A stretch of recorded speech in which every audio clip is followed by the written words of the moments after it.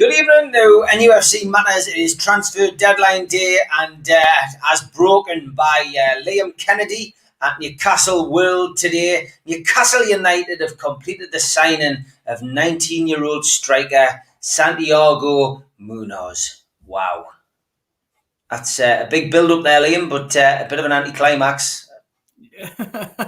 Just a bit. I don't think it's the kind of signing everyone or the kind of deadline day everyone was hoping for, but it's been a really strange day behind the scenes at Newcastle United by all accounts. So yeah, I'm free to take as many questions as possible. Show's going to be a little bit shorter tonight because everyone can probably understand that I'm really quite busy at the moment. Didn't expect to be.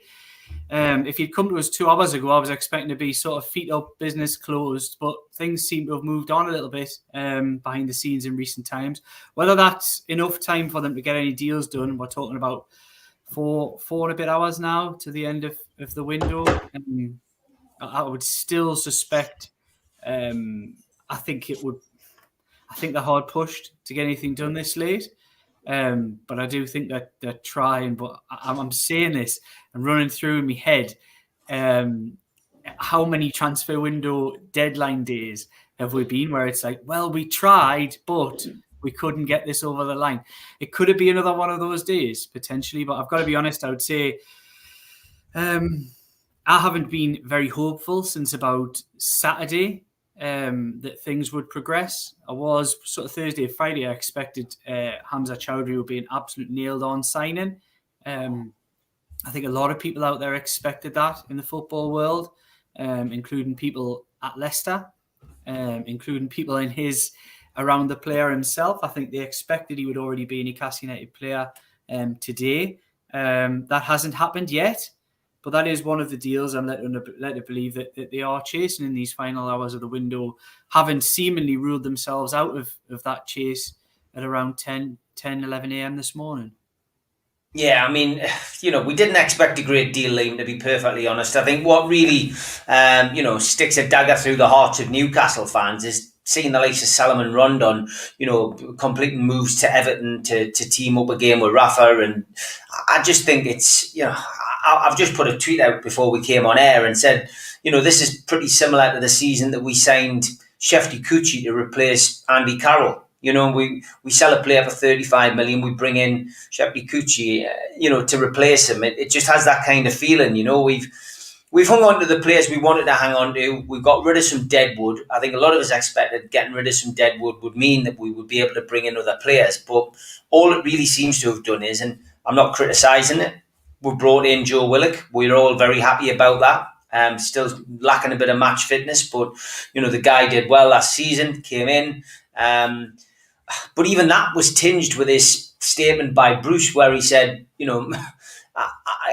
wanted to bring him in on loan. We didn't really want to sign him, but we had to, we were forced into that. And, do you get the impression perhaps today that Steve Bruce has, knocked on the door of Mike Ashley today and said, come on? Because I think we all felt early on, Craig Hope put a tweet out, I think it was before lunchtime. He said, business done. That's it. The plane or helicopter or whatever it was that was booked in to bring Chowdhury up from Leicester had been cancelled, and it didn't look as if there was going to be any more business. But do you think there's been something gone on behind the scenes? Maybe he's rattled the cage and said, look, I can't do the impossible, and I need more bodies in. Look, I think we're going to get into, I like talking about this thing, but we'll get into the complexities of all that now when we address what I think might have happened today. And I think you've probably hit the nail on the head there, Steve. And I'm I'm far from a Steve Bruce apologist. Do I feel sorry for the situation that he finds himself in today? Having expected and been told he would probably get the Chowdhury deal and another. Some would say yes. Some would say you feel sorry for him, having been almost promised that and then not got it. He knew what he was signing up to when he got this job. He wouldn't be in the job if it wasn't a difficult job. He isn't the first manager at Newcastle United who's been promised things and hasn't been given them and has found transfers really difficult to do. Do I feel sorry for him? What I'll say is no. And the reason I say no is effectively it's the job. And I think he decided that he would put all of his eggs in one basket with Joe Willock. And he was the one probably I can't say for definite. It seemed to be emanating from him, briefing at the start of the summer, that the budget wasn't really there. There wasn't a lot of budget. Put all of his eggs in one basket with Joe Willock. Didn't expect to get him permanently. Thought it would be a loan deal. Pushed and pushed and pushed. Had to be a permanent deal. When he said, okay, let's get him on a permanent deal. If you're willing to do it, you see, he was the happiest man alive. He really was, the way he went on his press conferences. But he knew at that moment, and this is where it comes in for me, and it isn't, this is why I don't feel sorry for him today and him scrabbling around having to try and get more. He deserves, not him, the team needs more. He needs more today. They need more players to through the door to strengthen in key areas. But he knew when Newcastle United said, right, we'll do this deal in installments one and we'll spend your budget on it. He knew that was the end. Really, that's what he was effectively agreeing to, was to say, that's the end. You're not going to get any more money. Being a manager, he's probably thought, maybe I can squeeze a bit more. It's been a really, really tough one. And fair play and credit to him if he does manage to squeeze at least one more today. I've still got my doubts whether they'll get anything done, as I mentioned earlier. But some have said, feel sorry, and I get that, because he needs more. And he hasn't really been backed. There hasn't been a lot of money this summer. But I kind of also think, could he have maybe, look, he went all in for Joe Willock and I was all for it. I think Joe Willock's a good player, a good signing for Newcastle United to make. But if he'd known that was going to be his full budget, which he did, could he have maybe decided, you know what, I can't do this. I can't do Joe Willock on a permanent deal. I'm going to have to do some wheeling and dealing. Because there are a lot of managers out there who would have cut their losses with that deal. But what I'm saying is, he knew when that deal got done that it would probably be the end, because it was the budget that he'd been spoken to about. And that was what it blew it. They weren't expecting to have to pay for him in that kind of figure up front. And they did. That's not a credit to the club. It's a type of business Newcastle United should be doing 2 and 3 occasions every summer. And at least once every window, twice every window. Should be doing those kinds of deals, especially when the staggered payments, which that one is. There's no reason not to do it. But I have some sympathy, but I don't necessarily feel sorry for him as a concept, simply because I think that's part of management. If you're told this is what you've got, mate, and you're going to get yourself really upset when you've already spent what you've got, you know, it doesn't quite wash. Now I'm with him on that. I think he should have got more. There is a scope for Newcastle United to invest. To do staggered deals, to squeeze a little bit more money out of things. I think they could have been. I don't think they're, as a football club in terms of transfers, they're not agile enough. They don't move quickly. They don't do things in a clever nature, which allows them to squeeze bits out of money here and there. They're not the quickest at doing that kind of thing. And I think that's a criticism of the club and the hierarchy and the way that it's all set up. But Steve Bruce knew that if he got Joe Willock, and it was never going to be a loan deal in the end, it was always a permanent one. If they went and got Willock in that permanent deal, then he probably wouldn't get anything else. I think he's probably just had the old manager's hat on, hoping that he could maybe squeeze and, as you say, rattle a few cages and come back with maybe 1 or 2 more signings, which they need, use the pressure for it to build. And obviously, it's probably in his favour in a weird kind of way that the first 4 games haven't gone in their favour, and it looks a bit precarious after the first 4 games. Maybe he's used that a little bit. I don't know that as fact. But what I do know is that I don't believe that Steve Bruce thought Newcastle United were done for business as of this morning.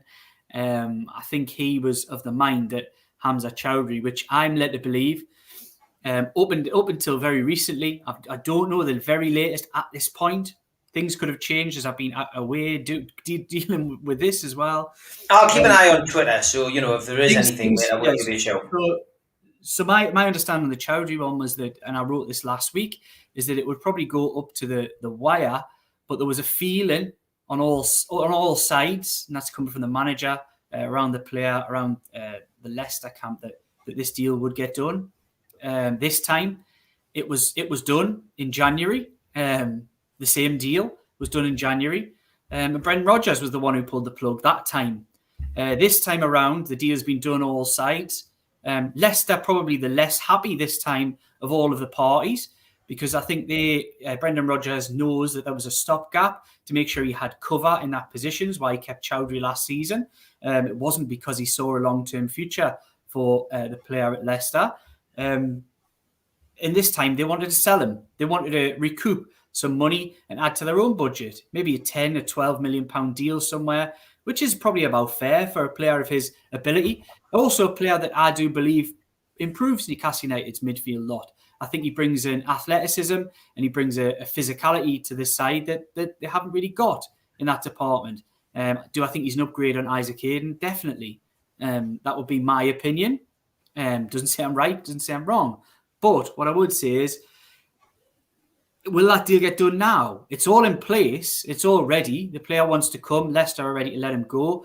Can Newcastle United bend enough to squeeze that little bit out of the coffers, which shouldn't be as empty as what they say they are?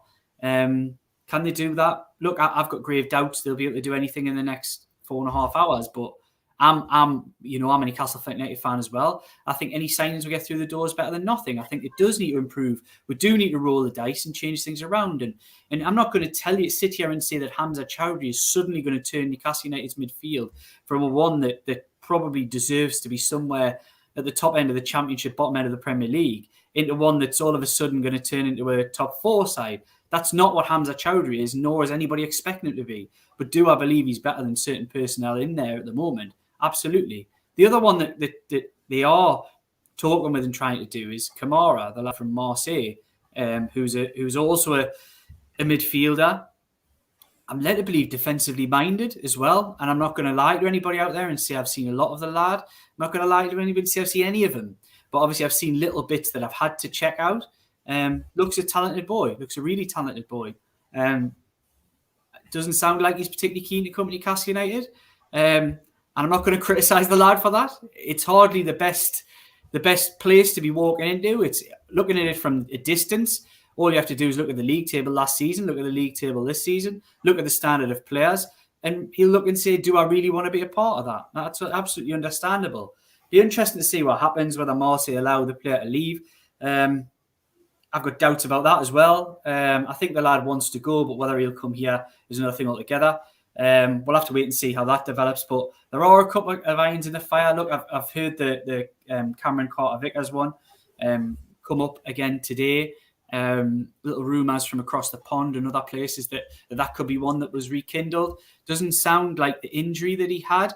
I think he suffered it about 2.5 weeks ago in Europe. Doesn't sound that's particularly an issue. And I believe that he's out and about training, out on the grass, etc. It isn't too far away from coming back. So I think he's a player that it could possibly happen.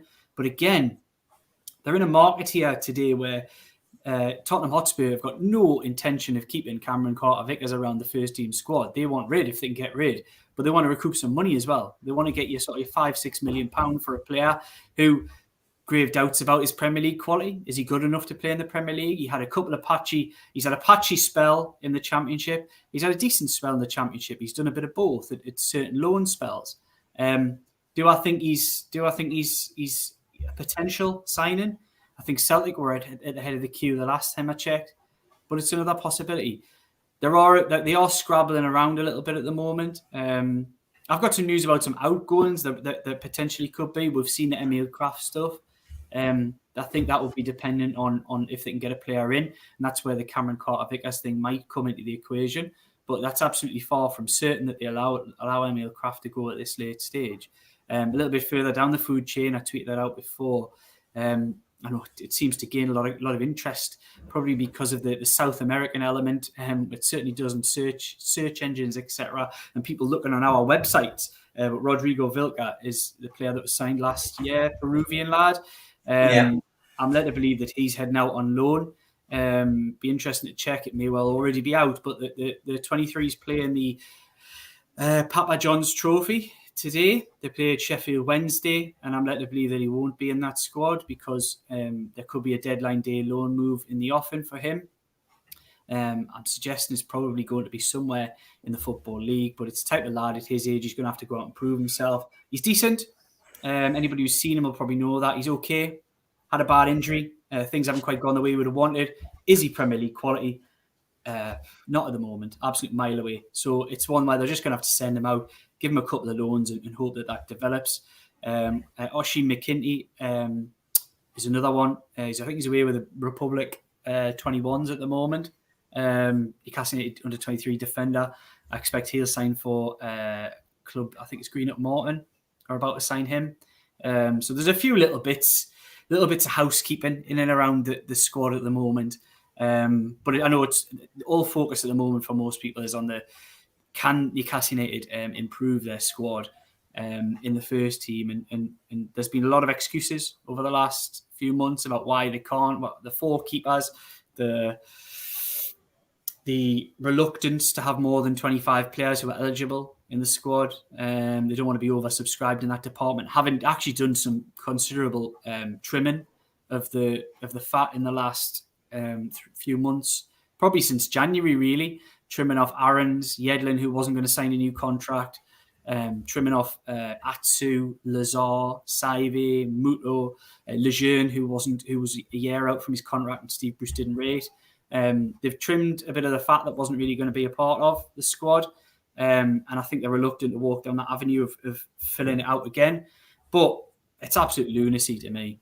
I mean, you're gonna penny pinch to the point where you don't want to carry 27 players when you can have 25, but you're going to flirt with relegation when you might sign 2 or 3 players who'll make you safe. It's just ridiculous. Really, really, really odd tactics. But look, it's not something we're not used to. We're used to it at this football club. Transfer windows don't tend to be positive experiences in the Mike Ashley era. But fingers crossed they can do something in the next couple of hours. Look, I think with such low expectations on a day like this, if Newcastle United fans could see them at least make a goal and sign one to improve, we'll be better than we were before at least. And at least you can make an argument to say, look, we're maybe not weaker as a squad than what we were last season. Keith Downey's just reporting on Twitter he doesn't think there's any truth in the Kamara links. Thought the only one there was slight potential, but today was Chowdhury on loan. But he says noises from Newcastle have always been that they're finished for incomings. We'll see. Yeah. Luke Edwards seems to be a bit more confident. He's like you. He feels there's another couple bubbling away, nothing definite, nothing 100%, but there's been movement. He says, and I guess the only other news to come today, other than Santiago Munoz arriving, was that Graham Jones has stepped down from his temporary role as coach of England, which was planned pre-Euros. Yeah, the thing is that the club have been quite clear in their briefing early doors this morning that there wouldn't be any incomings today. I know that hasn't gone down well with the manager, etc. So, look, like I said, I've reiterated through this. We're talking transfers, but I've reiterated from the start there, saying, look, do I think they will? I think they'll be really hard pushed to do anything. I think the Chowdhury deal is ready and there for them if they want to take it. But will they take it? I'm not sure. And I've said, I think I've said it on Twitter as well, that I'd be really surprised if they can get any deals done between now and 11 p.m. But here's to hoping, because I think it would be it wouldn't be the first time we've finished a deadline day in a real negative, but this has been a really uneventful summer with regards to Newcastle United. And I think looking back over the final weeks of the season, you always want to win games, but they probably overperformed. They probably overperformed at the back end of last season. It's been potentially one of the worst enemies for the manager, who's been fighting his corner trying to get players through the door. Is that most will probably look at it and say they're good enough to stay up. They're probably good enough to push further up the way they performed in the last 7 or 8 games of the season last season. But I think everybody who watched those 7 or 8 games with any football nous would understand that it was a bit of a flash in the pan, and it wasn't necessarily going to translate through to this season, and it really hasn't. It's been pretty. There's been slight improvements in certain metrics with regards to creating chances and things like that, but there's been some really, really poor drop-offs in other metrics, such as the really basic one of conceding goals. So, and I think that was the case with Joe Willock as well. And look, I think Joe Willock's a good signing for Newcastle United. But they probably overpaid for him by 10 million. I think, it's just the fact of the way it is. Everyone thinks they've got a bargain at 25, but I think they're probably overpaid by 10 million. I've been saying that for weeks. It's just because of the way he performed at the back end last season that his price really jumped up, and he became such a crucial part of that Newcastle United midfield three. And I still think he can be if they stick with this system. But there's a lot of work needed on this system. And that's, you come on to the Graham Jones thing, and look, I don't think he's exactly the saviour of Newcastle United, but God, has he got his work cut out if they're going to make the best of this system. The last transfer window that we saw, international break that we saw before the end of the season, saw that immediate sort of switch in formation for Newcastle United. It went from the split strikers, which a lot of people were critical of, and they're probably overplayed by 4 or 5 games, to this new 5-3-2, 3-5-2, whatever you might want to call it. And it had a big impact, and that was where the upsurge in fortunes came. We're going to need something similar in this little break, international break now, and it's a good thing that Graham Jones at least is going to be around the place rather than flying off to St George's Park, etc. Which, at the end of the day, England will qualify, touch wood, for the next tournament at an absolute canter. Newcastle United, will they stay in the Premier League? I don't think it'll be the same sort of level of cantering going on at Newcastle United. I think it'll be a real struggle this season. As always, we'd like to take your questions. I'm going to give a plug to the sponsors first before we come to Ben Smith's question, because I have a feeling we'll have a few long answers from Liam on some of the ones you've pinged in. So big thank you to Spider VPN. For all your internet protection, please Google Spider VPN. Comes at the top of your internet search. They can protect your passwords, your photos and everything on your computer. Just Google Spider VPN. The lads can help you out. Also, a big shout out to skipsandbins.com, sponsoring us again into September, along with Spider VPN. Telephone 0800 25 45 25 3. Inquiries at skipsandbins.com. Website www.skipsandbins.com. Easy, contract free, and pay as you go waste collection. Also, thank you to L&G Family Funeral Directors, 0191 389 7245. And to Darren Baldwin Funerals, 0191 478 2730, Darren at darrenbaldwinfunerals.co.uk or www.darrenbaldwinfunerals.co.uk, which is the website. Shout out to John, who's in the chat, from qtechshop.co.uk, the makers of pool tables and snooker tables in Wallsend in Newcastle, and the guy who runs our NUFCmatters.com website. And a big shout out to John as well from Jab Signature, who is bringing out his new range of boxing training gear. Get on to Jab Signature on Twitter. You'll be able to check out his videos. First time visitor to the channel, subscribe. Hit the Newcastle Legends logo in the bottom right hand corner, and that's it. You can subscribe for free. 7 shows a week still. Hit the thumb up to like the video, which over 70 have already tonight. I've got over 470 watching tonight. We never take that for granted, so thank you very much for tuning in. Also, click share to share it to your social media. Dead easy. Shares it to your Twitter or your Facebook. Help us build our community. And drop into the comment box to talk to like-minded Newcastle fans. Got a great bunch in there. A lot of regulars. And always great to hear and see what they have got to say. If you are into your podcasts, we're also on there. iTunes, Spotify, Podbean, and everything else. So if you miss a show, you can catch up when you're out and about in your car or walking the dog. Don't forget as well, give a sub to our good friends at Loaded Mag. You can subscribe there. They're trying hastily to get to 1,000 subscribers. Please give the lads a support. A lot of them come on here and help me out as well. The likes of Daz and Martin and Pete and Chris.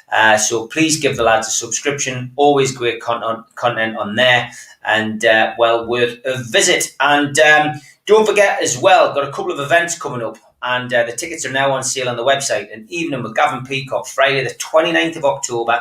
That is at the Tyneside Irish Centre in Newcastle. Tickets are now on sale in the shop section at newcastlelegends.com. And the Food Bank Charity Christmas Do, which was postponed from last year, is going ahead.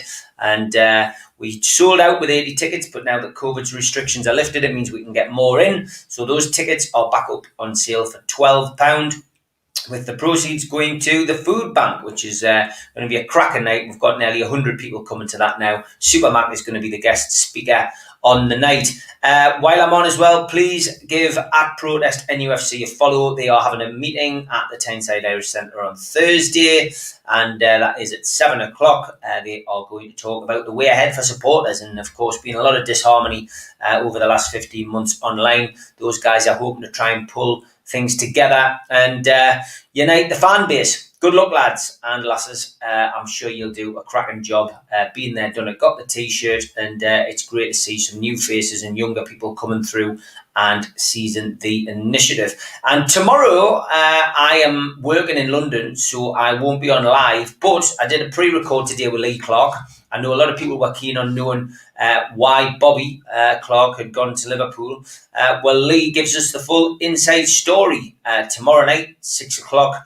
And find out why Bobby chose Anfield instead of St James's Park. Great crack with Lee, as always. Great chat with him, and he answered all the questions that people put in on Twitter. So, let's get back to your questions, folks. And I will go to Ben Smith's because it isn't about transfers. He's just wanting to know. There's a bit of a rumour flying around about Steve Bruce not going into the dressing room at half time, Liam. I know we had a pint on Sunday night and a bit of a catch up, and I asked you the same question. But any more since the weekend on that? Any more uncovered?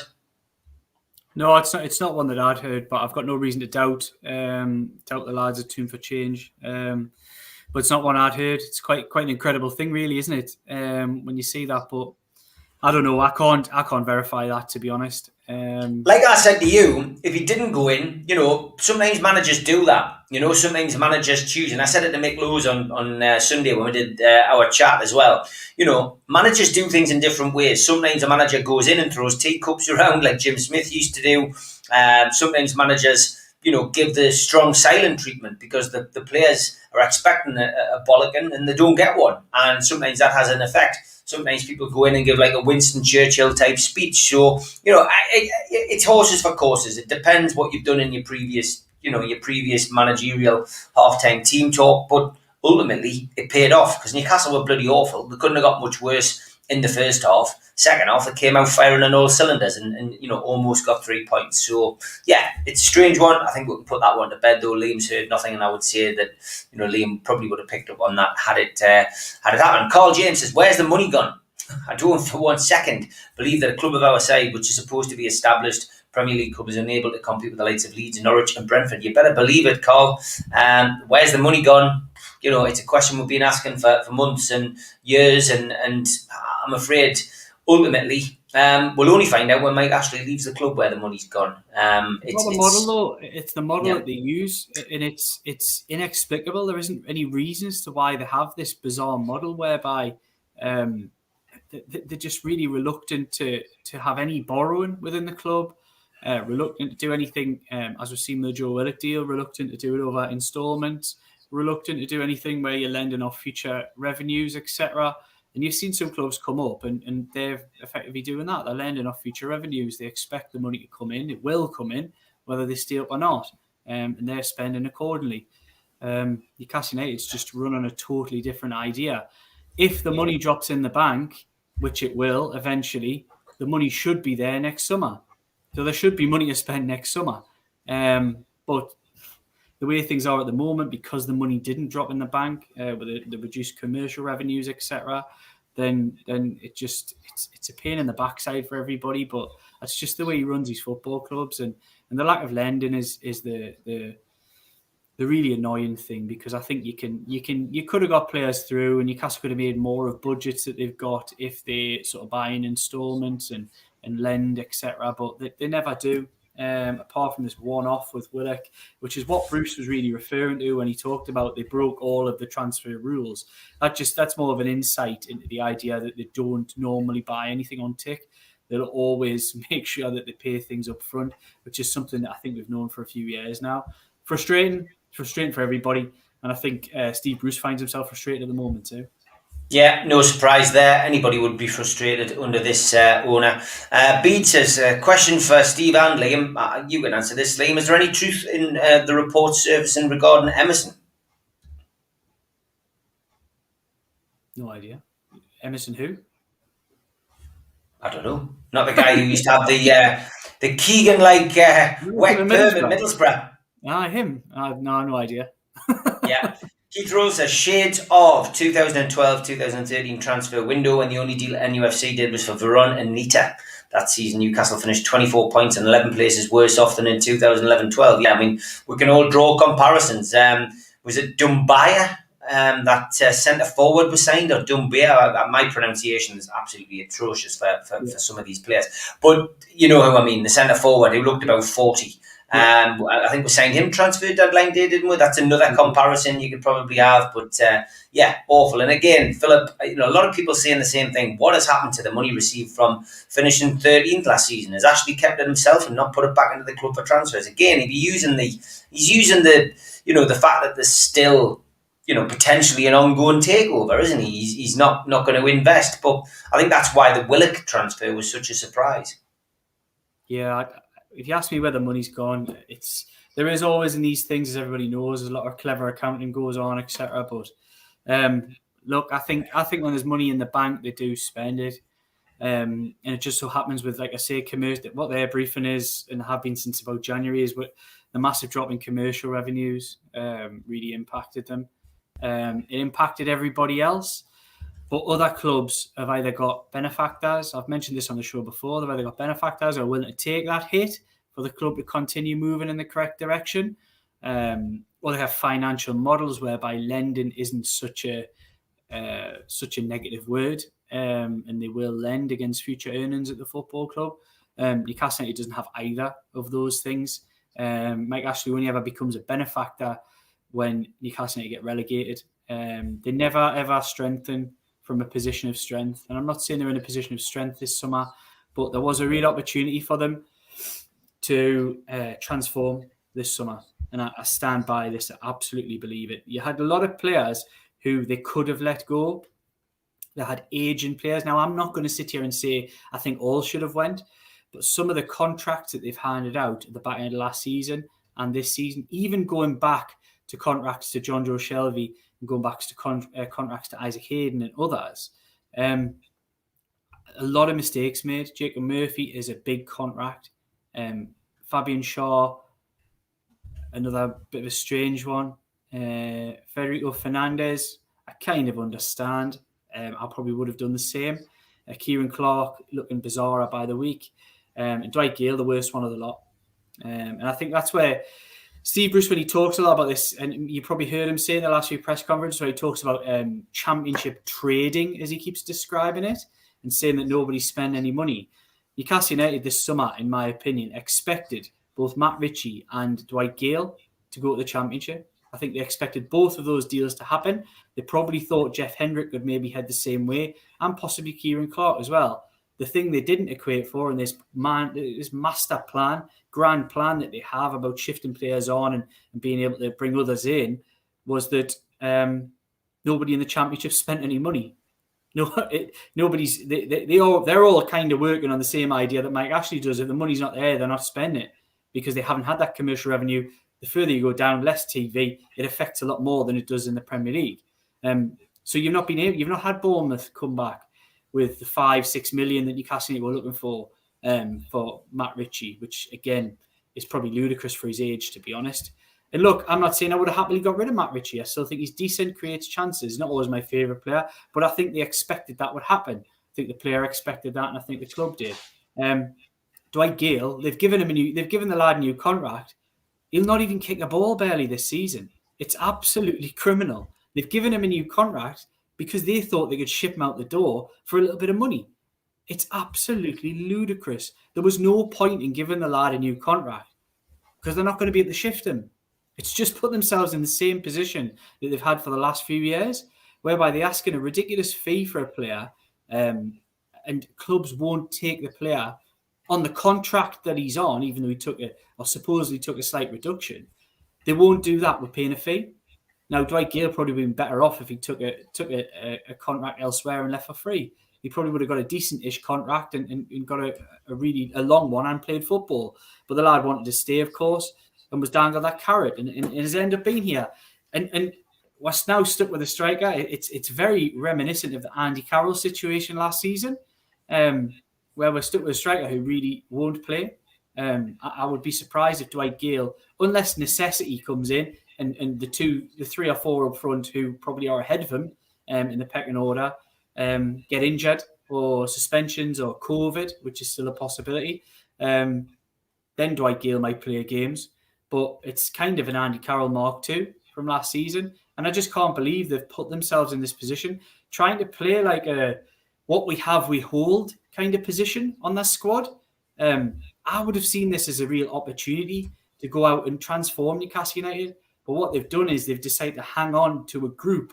And it's a lot of the fringe players who aren't improving the side, some of them still from the championship season, that they're just hanging on to for the sake of hanging on to them. This was an opportunity to maybe take things on a level. Look, every signing, you might try and replace Fabian Shaw with another player and it might not work. But then you might replace Kieran Clark with one and it will work. They'll not all be bad and they'll not all not come off. I think they could have done a lot more this summer, but I don't think as a football club they're agile enough in the transfer market. I don't think as a football club they've been progressive enough in their thinking. And I think that's why we find ourselves on transfer deadline day looking at the absolute status quo. And looking at a squad that isn't short on numbers, but looks devoid of quality in certain departments. And certainly, after watching the first 4 games, looks like it needs a serious rethink in terms of tactics as well. Yeah, that's the problem. Tactics certainly are not Steve Bruce's strong point. Tom Lynch, breaking news. He says he's heard we're signing jack shit from Bayern now. Put that on Newcastle World. It might do a decent story. We'll have to wait and see how that one develops. Mark Vicker says, am I right in thinking that Mike Ashley's made over $1 billion from Sky Money and basically spent out? Possibly over the years. I think the club's probably made that, over the years. I'm not listening to Mike Ashley, but the club probably has, Dave Harrison says it was clear on Saturday that fitness levels are very, very poor. Do you think that the training isn't up to it? Do you think we're lacking in that department? I think it's one that's always been levelled at them under Bruce. I don't know if they do necessarily look the fittest. I think the balance of the game, the way it went, was it a fitness thing? Because they were absolutely they were played off the park for half an hour in the first half. I think more than fitness, it was probably a quality thing. And a tactics thing and a better manager coming up against a lesser manager, a more organised team, more athletic team, definitely more athletic, moved the ball better. Was it a fitness thing? Well, I suppose it was a fitness thing. I think Newcastle United scored and 2 goals in the second half. One of them was in the 90th minute. Is that fitness? I don't know. It's not like they died a death at the end. Yes, holding on to the lead, there was a lot of balls given away. There was a lot of loose possession, which these kind of mistakes happen when you have physically people are tiring. Mentally, they'll tire at the same time and make more errors, of course. But yeah, I actually agree with the point in general that do they look the fittest? No, I don't think they do. Was that a massive factor on Saturday? I just think they were played off the park by a better team. Who in the games previous, even though they always haven't had great results, Southampton look a better team than Newcastle United. I don't think there's any doubt about that. No, I think you're right. Lots of comments coming in. So many that we're not going to get through them all. But Clarky says football scouts working for Newcastle must be the hardest job in the world. Every player you recommend won't be signed. Lee Clark talks in depth about that tomorrow night, so you'll hear about that at 6 o'clock. Geordie Sancaster says you can't keep playing wingers as wing backs. They can't defend. I'd rather have full-backs who can attack but defend better. We've got 2 weeks to work on 4-2-3-1. Why not? What's your thoughts on that? So my thoughts on it are mixed. I don't necessarily... Look, there's a lot of talk of systems. I don't necessarily think 4-2-3-1's a way forward. I potentially could think there is a case to try it. But I think things can be done with this system if you play certain players in certain positions. I don't think the 2 full-backs. I think you can possibly get away with one. You can't get away with both. Neither of them can defend properly, and it's causing problems all over the pitch. The midfield 3 isn't right either. Miguel Almiron looks like a lost little boy in this system. I'm sorry, he's doing a lot of running around, a lot of pressing, but not a lot of positive stuff with the ball. I mean, is that what he's in there for? There was a lot of time and space for the right back on Saturday, and it took them about 35 minutes to realise that Almiron just needed to drop out there and close that gap up because it was embarrassing the way he had the run of the right-hand side. There needs to be a rethink. There needs to be players who can play positions rather than just they're in there on name. I think Almiron is in there because he's a good player, and I like Almiron, but I think he's in there for that reason. He's shoehorned into a team where this system does not suit him in the slightest. Joe Willock needs to be coached more. Still a young lad, might be a £25 million player. He needs to be coached better. He's not given any cover to the players on his outside. He's allowing it to be a constant overlap on Jacob Murphy's side. Now, that's no excuse for Murphy, because I've often said that Matt Ritchie can't defend for Toffee, and I think that's right, but he's a 10 times better defender at times than what Jacob Murphy is. The positions that Murphy's been getting himself in the last few weeks, so easy to play against, so easy to stand up and take on. Quite often just 5 yards far too far forward, leaving a big, huge gap in behind him. And in that, look, if you play Newcastle United, I think it's obvious. Now, I'm not a tactician. I'm not a master at this kind of art. A lot of people out there might be, but I'm not. But I'll just watch Newcastle United and say, if I'm going to play against them, I'm exploiting that gap in behind. The fullbacks are always 5 yards too far forward, and the centre halves are always 5 yards too far in. There's a big, huge gap against Newcastle United. You've seen Adam Armstrong run straight through it for the penalty that he won in the 96th minute, 95th minute, or whatever it may be. It's that gap between whoever it may be, Shaw and Murphy, Fernandez and Murphy, or maybe on the other side, Shaw and Ritchie and whoever, or Fernandez and Ritchie, whichever side they'll operate from on that particular day. Huge gaps, huge problems, and it all kind of comes between them two channels on the right and left hand side, in my opinion, which could be solved largely by changing Almiron, in my really basic opinion, for a player more suited, for an actual centre midfielder who knows how to do the role, because it is a different role to what he's used to playing. He wants to be playing much further forward. And then also change the two fullbacks, if not at least one of them. And I think Javier Manquillo would probably be a good shout to come in on the right-hand side, head of Jacob Murphy. Yeah, okay. Tim Kern says, question, Liam, what's the timeline on a loan signing generally? Surely no time now. No, I think deals can be done pretty quickly, to be honest. If there's will on all sides, you could see a deal struck, started off by 8 o'clock tonight, and you could see that done by 11. I don't think it's too late for anything. But as I said earlier, I think Newcastle United will get anything done between now and then. I've got grave doubt.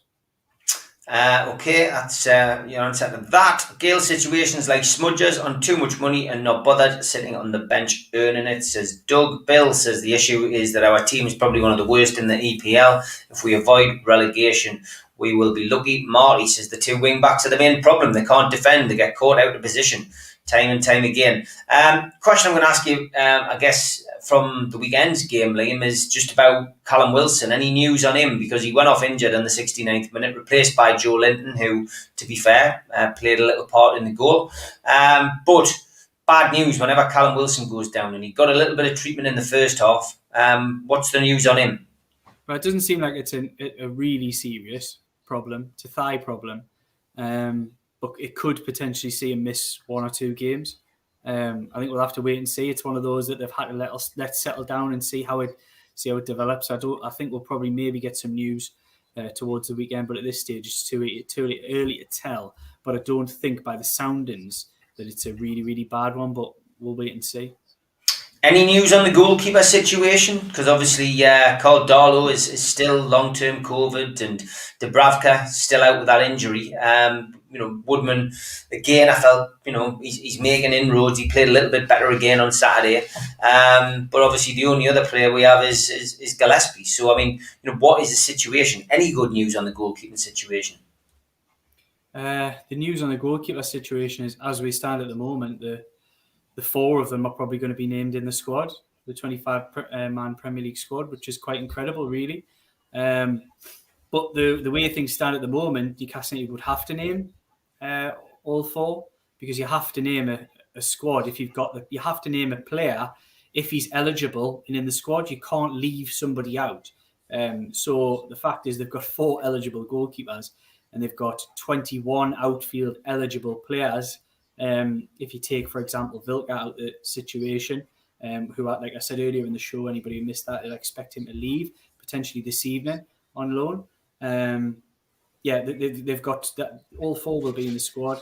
Martin Dubravka, we all know, has got an issue with the operation that he had. a little bit of he got an infection in the wound, and that's kept him back. We're expecting him to return. We're probably looking at mid-October at the moment, and then we're looking at Carl Darlow is a one that the club doctor was producing a report for Steve Bruce this weekend, just gone, to see whether he'd be available. So yeah, I think it's one of the ones where he's back. He's had to do a lot of training because he lost a lot of body weight, muscle. He missed so much training, so much activity in general, that he's going to have to take his time on coming back. But I don't think Darlow's one of those that it would be no shock if suddenly he turns up and he's on the bench at Manchester United or whatever it may be. But it could also be one that he might not be back till the end of September, October, because it's one of those that they're really cautious with, having had the likes of Fede Fernandez really struggle, Kieran Clark really struggle, Alan St-Maximin get hit with COVID twice and really struggle on one particular occasion. They've had players who it has taken them a fair bit of time to get over these issues that they've had. And I think they're just reluctant to put a timescale on Darlow and say, look, he should be back by X, Y, and Z, simply because they've been burnt with that in the past, that sometimes it's taking these lads, even though they're fit and healthy and young, it's taken them a little bit of time to get over this COVID. Really, it's a strange condition. I think anybody who's had it will know that it hits you like a ton of bricks. It hit me like a ton of bricks, and I know it has done for other people that we know. Steve, it sometimes hits people like a ton of bricks, and it's the same for footballers. It's hit them, some of them, really, really hard, and I think Carl Darlow has been in that category. Joe Walker's just wondering if you're going to cover the protest meeting on Thursday. I've had conversations with people who are involved, and it may well be the case that I'm there. So I'll wait and see. I'm not going to 100% commit to being there, but I'm very, very interested to see what's to be said on Thursday night. Yeah, okay. We'll come to your question in a second, Mark. Just to remind people, there is that big event, the Legends event. I've seen Daz from Loaded Mag mentioning in the chat. It is this weekend, Time Theatre. Last chance really to buy tickets is on Wowchat and on Groupon. But on Friday night's Fab 4 show, we did say that if you subscribe to the channel, we would pick out a winner from the subscribers. And congratulations to Tom Dixon. You've won 2 VIP tickets for Saturday night, Tom. You have been our biggest supporter and watched, I think, virtually every single show, along with probably a handful of others on the timeline. But you were picked out at random from the subscribers to the channel. So well done, mate. I will contact you in due course and organise how you can gain entry to the event at the weekend. I am going to give other people an opportunity tonight, though, quickly, to win a pair of VIP tickets. So, what you need to do is follow me on Twitter, or if you follow us in the Facebook group, which is, of course, NUFC Matters, you just need to answer this question. Who was Newcastle United's top scorer last season? Okay, so you need to tweet me at Steve Wraith on Twitter, the answer, or drop your answer onto Facebook, and the Facebook group is NUFC Matters. Give it a follow, drop the answer on there, and I will pick out another lucky winner, and I will announce that on the show on Thursday. So good luck. Well done, Tom. I will give you a shout. Okay, Mad Mark says, Liam, Steve, are you both dreading the Man United game and the return of Cristiano Ronaldo? From a Newcastle United perspective, yes. I think it's an ominous game. From a football fan's perspective, it's pretty special that a player of his ability is coming back to the Premier League. But yeah, I'm only going to look at this from a purely Newcastle perspective, but I'm really not looking forward to it. I am looking forward to it, to be honest. You never know with Newcastle United. That is the beauty of supporting a club like ours. We might just go and spoil the party. Probably not, but you never know. That's the beauty of football. But I'm looking forward to it. It's a piece of history, isn't it? Ronaldo coming back. I think everybody expects him to get a hat-trick and Man United to win 5-0. But Who knows? It could be interesting. Somebody's saying, what if you don't do Twitter or Facebook? Okay, go for it, Chris. Put your answer in the chat as well, and I will pick a winner. What I'll do is I will chuck 3 pairs of tickets in. So anyone who puts it in the chat, anyone puts it on Facebook, and anyone puts it on Twitter, I'll pick one from each. So there you go. And I won't take some of these first suggestions that are coming in. Keith Patterson, good evening, mate. He says, Steve, my prediction is 16th place finished isn't safe when looking at 1 point in 9. No extra resources from last season's running. Do you think yours was optimistic? Wow. What was yours? I just felt Newcastle could finish anywhere between 15th and 15th and 17th. I'm not too downhearted yet. It's only the start of the season. We're out of that bloody League Cup, which nobody wants to be in. I genuinely think there's 3 teams worse than Newcastle. Yeah, I'd said 15th was my prediction, and yeah, I think it's probably going to be one of those. Yeah. Well, I would agree. So, I mean, look, it's going to be interesting. Okay, we're going to have to call an end to the show tonight because Liam is a busy boy and we don't want to upset his new employers. Just give us a quick plug, Liam, where you can be found these days. Check out down here, Newcastle World, Newcastle @Newcastle_world. If you haven't already, I know plenty of you out there have. Thank you for your support. If you give it a follow, as Steve gave it a plug this morning.